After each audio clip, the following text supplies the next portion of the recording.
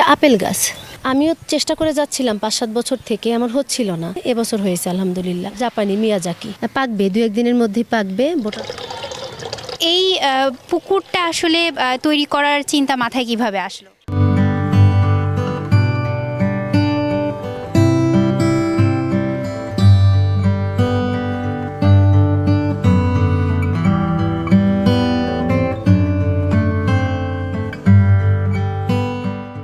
দর্শক, আজ দৈনিক করতোয়ার কৃষিরূপে আপনাদেরকে এক বৃক্ষপ্রেমীর সাথে পরিচয় করাবো, যিনি তার এক টুকরো ছাদকে ঘিরে সেখানে চাষ করেছে নানা রকম ফলজ উদ্ভিদ। আজ জানবো তার গল্প।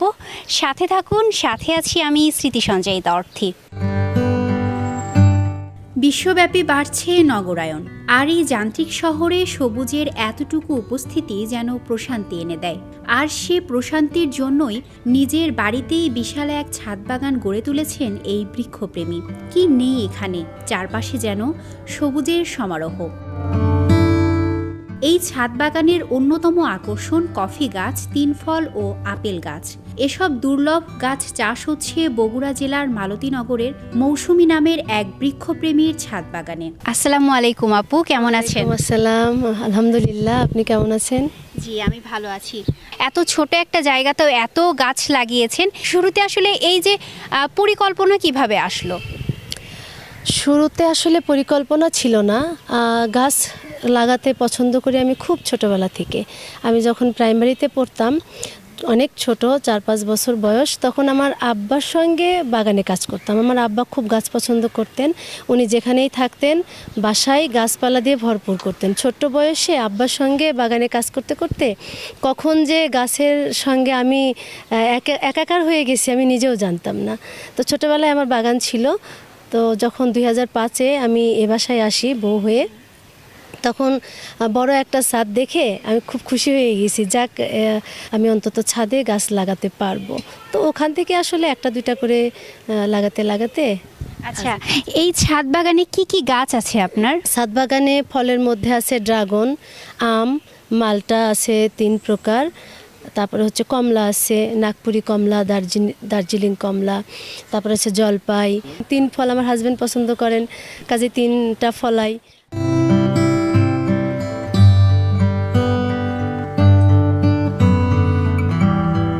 সাধারণত আমাদের চোখে পড়ে না, যেমন কফি গাছ, তারপরে ৩ ফল, আলু বোখরা। তো এই চারাগুলো আপনি কোথায় থেকে সংগ্রহ করেন? আমাদের এখানে লোকাল নার্সারি কিছু আছে, মাঝে মাঝে যখন মন চায় একটু ঘুরতে যাই, গিয়ে যদি ভালো কিছু পাই, মন মতো পাই, নিয়ে আসি। যেমন কফি গাছটা নিয়ে এসেছি বান্দরবন থেকে, আবার আলু বোখরা কিন্তু আমাদের এখানকার লোকাল নার্সারি থেকেই পেয়েছি।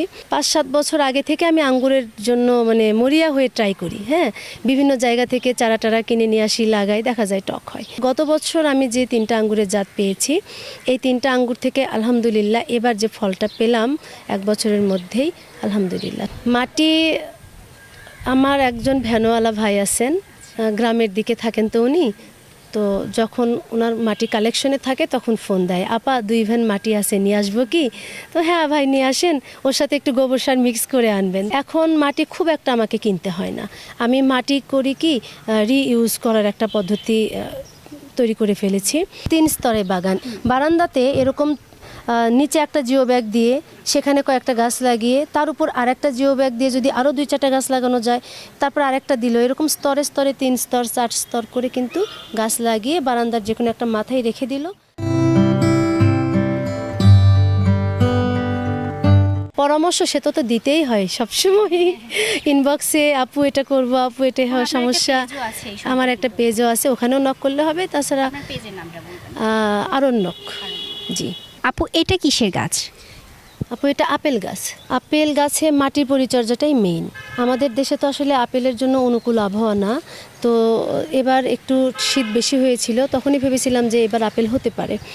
তা আমি মাটিটাও তৈরি করেছিলাম একটু অন্যভাবে। এখানে 50% মাটির সঙ্গে আমি 40% দিয়েছিলাম ভার্মি কম্পোস্ট, তার সাথে অল্প কিছু কোকোডাস্ট আছে, আর হাড়ের গুঁড়া, শিংকুচি, আর ওই যে বালিটা, মোটা বালিটা ইউজ করেছিলাম, আর করেছিলাম হলো পাথর। আমিও চেষ্টা করে যাচ্ছিলাম ৫-৭ বছর থেকে, আমার হচ্ছিল না। এবছর হয়েছে আলহামদুলিল্লাহ। আপু এটা আমার কফি গাছ, যে কফি বিন আসতে শুরু করেছে। এবার নিয়ে দ্বিতীয়বার কফি আসলো। সবুজে ভরা গ্রাম বাংলায় বেড়ে ওঠা নাগরিক সমাজের একটা বিশেষ অংশ সবুজকে ধরে রাখতে চায়। সে ভাবনা থেকেই নিজের ছাদে তিনি তৈরি করেছেন কৃত্রিম পুকুর। এই পুকুরটা আসলে তৈরি করার চিন্তা মাথায় কিভাবে আসলো? আমার তো গ্রাম খুব পছন্দ, ছোটবেলায় গ্রামে বড় হয়েছি। পুকুরে কচুরিপানা ফুটলে, শাপলা ফুটলে অসাধারণ লাগতো, খুব ভালো লাগতো। তো শহরে এসে আমি এগুলো কোথায় পাবো? একদিন আমার বাবুকে নিয়ে কোচিংয়ে গিয়েছি নারুলির ওই দিকে, একটু গ্রামের দিকে। তো দেখি ওখানে ধান ক্ষেতের মধ্যে কচুরিপানা, একটু ছোট্ট পুকুরের মতো ছিল, কচুরিপানা ফুটে আসছে। আমার দারুণ লাগলো। তখন কচুরিপানা এনে প্রথমে চারিতে বসিয়ে দিলাম। কচুরিপানার ফুল ফুটলো, খুব ভালো লাগলো। আমি সেই গ্রামীণ ভাইবটা পাচ্ছিলাম। তো কচুরিপানা যখন হচ্ছে তখন ভাবলাম একটা শাপলা ফুলও বসিয়ে দেই। এই শাপলা ফুলটাও কিন্তু আমি সেই বগালেক থেকে এনেছি, নিজেই করি সবসময়। ঘাস পরিষ্কার থেকে শুরু করে গাছে পানি দেওয়া, পেস্টিসাইড স্প্রে একা হাতেই করি। আমি একজন শিক্ষিকা, আমাকে স্কুলে যেতে হয়। আসলে আপুর সময়টা আমি ভাগ করে নিয়েছি। ওই যে সকাল 6:30 থেকে 7:30 পর্যন্ত এই সময়টা বাগানে সকালবেলা পানি দেওয়ার কাজটাই করি। আর চিন্তা করি গাছগুলোর গোড়া পরিষ্কার আছে কিনা, পরিকল্পনা করি বিকালে কি করব। তো বিকালে হয়তো সময় ওইভাবে হয় না, পানি দেওয়াটাই হয়। শুক্রবার করে আমি সময়টা বেছে নিই। শুক্রবারে বিকালে ঘাস পরিষ্কার করা, তারপরে হচ্ছে যদি পেস্টিসাইড স্প্রে করতে হয় একটু পেস্টিসাইড স্প্রে করা। শুধু তাই নয়, এসব সবজি চাষ করার জন্য তিনি অবলম্বন করেছেন নানা বৈজ্ঞানিক পদ্ধতি। এমনকি তার গ্যারেজের ছাদে তিনি চাষ করেছেন নানা ধরনের সবজি। ছাদটা আমার প্রায় 3032 স্কোয়ার ফিট হইলেও ছাদের উপরে এই দক্ষিণ পশ্চিম কর্নারে একটা বাসা আছে, 2 রুমের ছোট্ট একটা ফ্ল্যাট আছে।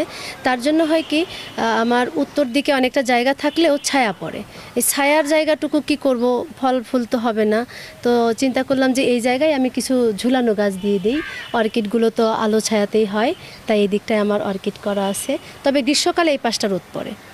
গ্রীষ্মকালটা রোদ পড়ার জন্য আমি কিছু আবার কিন্তু দেখেন ওদিকে ঝুলিয়ে দিয়েছি বেগুন, মরিচ, ওগুলো ঝুলিয়ে দিয়েছি। এটা লটকন গাছ, এটা আঙ্গুর আমি নতুন করে এনেছি। মেইনলি এই টাওয়ারটা আসলে আমার স্ট্রবেরির।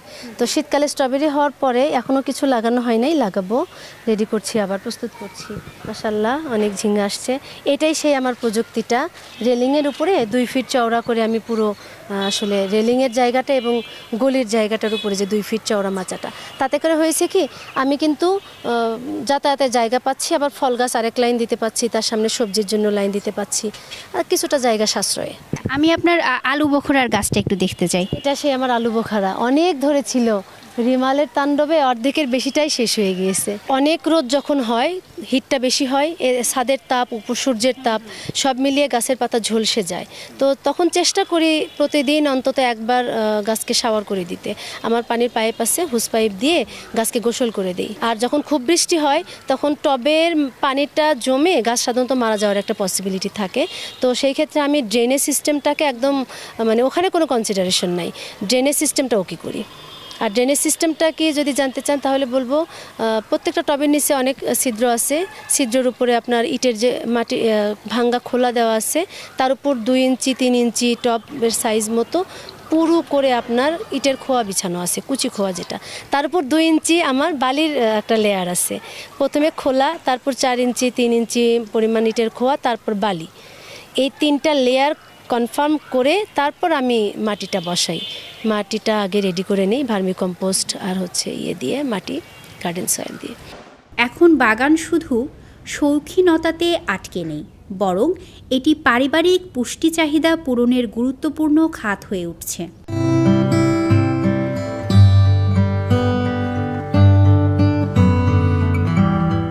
দর্শক, দৈনিক করতোয়ার কৃষিরূপ আজ এ পর্যন্তই। গত পর্বে আমরা দেখিয়েছিলাম আঙ্গুর চাষের গল্প। দর্শক, আমরা প্রতিবার চেষ্টা করি আমাদের দৈনিক করতোয়ার কৃষিরূপে ভিন্ন ভিন্ন উদ্যোক্তার গল্প আপনাদের সামনে তুলে ধরার। আগামী পর্ব পর্যন্ত আমাদের সাথে থাকবেন এবং দৈনিক করতোয়ার আপডেটগুলো জানতে চোখ রাখুন আমাদের দৈনিক করতোয়ার ফেসবুক পেজ এবং ইউটিউব চ্যানেলে। সে পর্যন্ত ভালো থাকবেন, সুস্থ থাকবেন।